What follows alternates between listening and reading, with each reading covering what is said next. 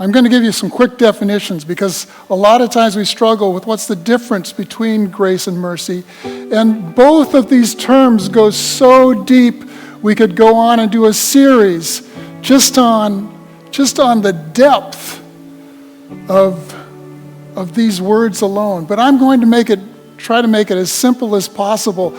I try to preach to my own level, so I make everything really simple. So mercy is, for the intensive purposes this morning, it's when God withholds what is deserved. Punishment, harm, when he forgives.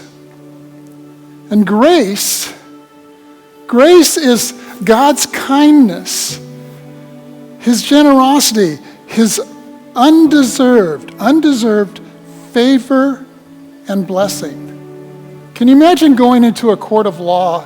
And this is kind of an illustration of grace and mercy, and you are guilty. And I've been there. And you appear before the judge, and the judge says, "Hey, just a second, before we go to trial here, I want you to know that someone's offered to pay your fine completely. We all know you're guilty. The fine's going to be paid completely." Okay. Well, that's mercy. And then the judge would go on to say, "Oh, and by the way, we all got together and decided we really like you.